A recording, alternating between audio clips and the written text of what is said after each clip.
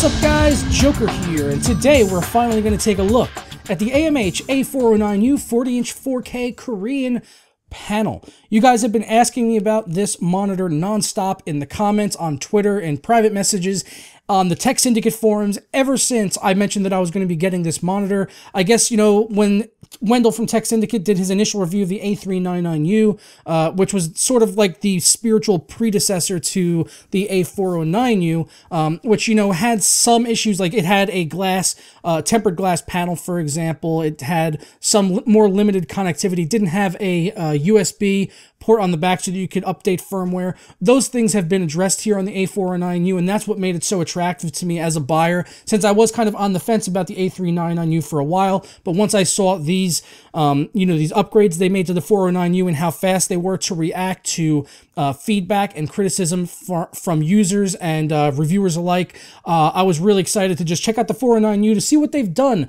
to advance the technology forward and what they've done with this panel, and really get my first hands-on experience with a 4K monitor for my desktop. So as I mentioned there, this is my first 4K monitor, and not only that, it's also my first Korean monitor, so I was kind of, you know, hesitant about this, and I know some people are going to be scared about buying a Korean panel possibly, so I just kind of wanted to put your guys' minds at rest as far as that is concerned. The person that I bought from on this is called Dream Seller. It's the same guy that Tek Syndicate buys from. He has a really, really great reputation on eBay, which is where you could pick up this monitor. There's going to be links down in the description below for that. The monitor at the time of making this is around $580 roughly for the 40-inch 4K screen, which is a great deal when you consider other 40-inch 4K screens on the market, which are like $1,000 and upwards, like the Philips and the Psyche that are out there. You can get those other name brand 40-inch 4K panels, and we're going to talk a little bit about that later on.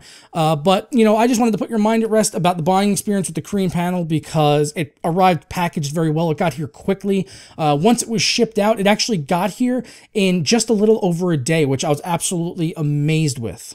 All right, so let's talk about what comes in the box with the AMH A409U before we delve into the specs and my experience with using the monitor. It does come with an included DisplayPort cable as well as a controller, which makes it somewhat easier to navigate the menu since the buttons on the back of the display are kind of hard to reach and they're not labeled on the front side of the monitor, so it can make it a little bit awkward to use. So the fact that they've included a controller this time around, which was not with the A399U, is nice to see. Made it navigating the menus a lot easier for me, so that I could calibrate my screen. And if you guys want to see images of what my settings are with this monitor, how I have it calibrated on my desktop, then I'm going to leave links to all of those images down below so you guys can go through and just match up your settings with mine if you want to try that out.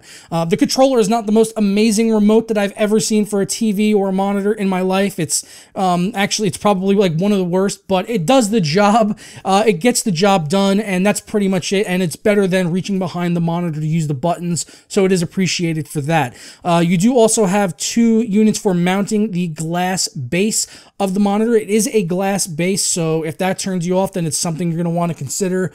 Because it's glass, you know, it attracts dust, it can be scratched, leaves fingerprints. So it's not the most perfect stand. You know, you're not going to see any features here like tilt, swivel, pivot, height adjust. None of those features are here. It's a really bare bones design. You know, you got a 200mm VESA mount on the back, so you could mount it potentially if that's something you were looking to do. But it's not the standard 100mm, it's a 200mm, so make sure you have the larger VESA mount if that's something you are looking to do.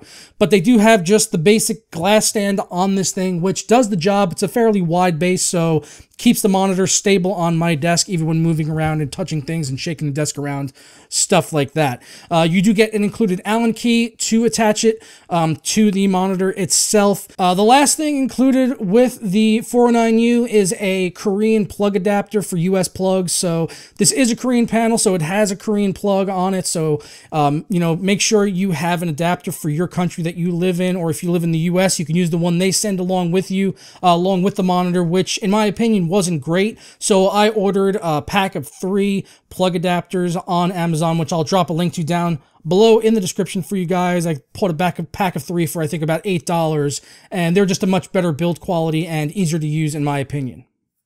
So the specs on the 409U are really impressive. It's a 40-inch 4K VA panel, which is not bad. It's not as bad as TN. It's not as great as IPS. It's sort of right in the middle of the road.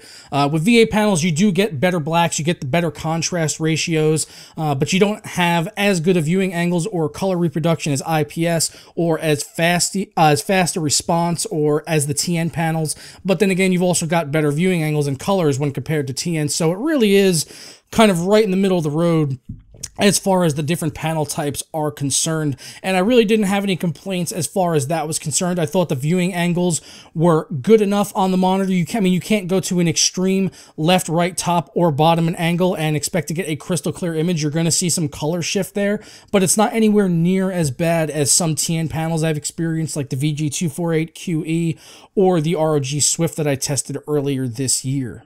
The 40-inch display is also flicker-free, which is really great to see. It has a rated response time of 5 milliseconds, which I tested. I did the patented red box test on Paint, where I just loaded it up and moved a red box around the screen to see if I could see ghosting or trailing when I was moving the box around. And I could see some ghosting there, so it wasn't as, you know, amazing as something like a 1 millisecond TN panel for response time, but it wasn't as bad as something like a TV or something like that, I would say. It was, you know, sort of like kind of right in the middle, not amazing, not bad either. The response time was really good. Input lag also not bad. I would say that this is definitely a monitor that is good enough for gaming. It's not going to, you know, blow anyone away as far as speed is concerned to be like the top gaming monitor or the top Counter-Strike monitor if you're a competitive player, but it delivers a good enough gaming experience. You're going to get really deep, rich colors, good blacks, things like that. That good contrast ratio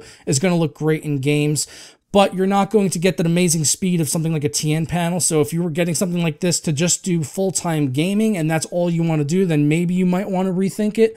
But in my opinion, it's just good enough for gaming. On the desktop experience, on the other hand, it was absolutely fantastic. There is some edge shadowing like on the A409U. So if you're on an extremely white background, like something like spreadsheets or Word documents, then you may see some of that edge shadowing creeping up there, but it's really not a big issue in my opinion. It's not something that would prevent me from buying this monitor. I know it's going to cause some concern for some people. You might be worried about it, but just, you're going to have to take my word on it when I tell you it's really not that bad. So don't worry about the edge shadowing unless you're going to be constantly looking at a white background all the time and it's going to bother you, then maybe it could be a cause for concern for you. As far as connectivity is concerned, on the A409U, we do have DisplayPort 1.2. We also got HDMI 2.0 and HDMI 1.4, as well as a VGA connector on the back. There's also PC audio in for microphone and headphone, and optical out, and lastly, a USB port for updating firmware. The reason that this is amazing is that it means the potential for adding in FreeSync at a later date. They use a similar controller, which we've seen in other panels, which have already been successfully updated to add in FreeSync support. So if there isn't FreeSync already at the time of me making this video on the monitor, then it should be available relatively soon. Now that we have this USB option on the 409U, it's really seems like it's only a matter of time before FreeSync support becomes available on this display. And if that becomes available in the future and it's something I can test for you guys on the channel and it's something you'd like to see, then let me know down in the comments below, and I'd be happy to bring you guys that video if and when the FreeSync support does become available for this particular monitor. Looking at the bezel on the 409U, it is rather slim. It's not the slimmest I've ever seen by any means. For instance, something like the Asus ROG Swift, but it's also not as bulky as the one on my Acer XB270HU. Along the bottom, it is a little bit thicker, but at the top and the sides, it's really quite slim, and it's a design I personally like.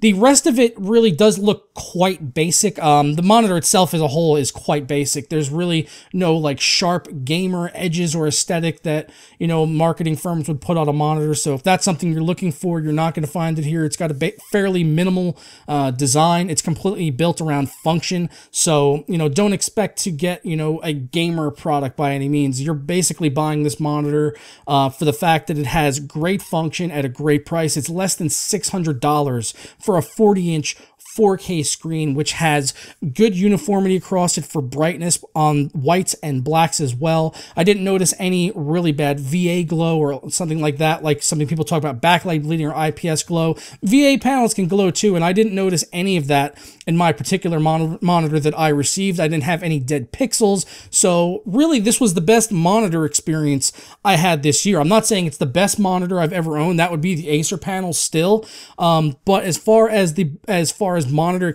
buying experience was concerned, this was by far the easiest, and I've had zero issues with this panel as compared to something like the Asus ROG Swift I tested earlier this year that had dead pixels galore. I had to send back 2 units before finally giving up on it and getting the Acer, which had its own issue of that like smudge on the screen that I mentioned in my review. So as far as, you know, I'm really impressed as far as buying, you know, a no-name brand Korean panel from, you know, a guy over in Seoul, South Korea, and getting a panel in the mail, you know, in just over a day from the other side of the planet that is, in my opinion, has better quality control than we see at a company like Asus or Acer, these really big corporations. So that simple fact alone has turned me on to Korean panels as a whole, and it's definitely something I'm going to keep an eye on in the future. If we start to see things like G-Sync displays, especially coming out of Korea, that would be amazing to see. And it's just completely turned my way of thinking around for how I shop for certain products now, and I'm definitely more likely to look at Korean panels as an option in the future, as opposed to just thinking, you know, big corporations, Asus, you know, Acer, LG, these big, Samsung, the big guys basically. I'm more likely to look at some of these smaller brands or brands from other countries that don't have a big as a marketing budget as something like Asus or Acer.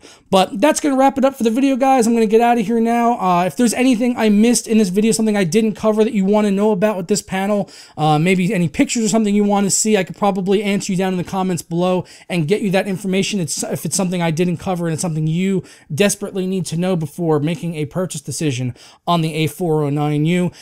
And as well as I mentioned earlier on, all the links for where you can buy from the exact seller that I bought it from, and, you know, images of my settings, all that stuff's going to be in the description box, so check all of that out. And I hope you guys enjoyed this video. If you did, stick a thumbs up on it. I would really appreciate it. It helps me out a lot.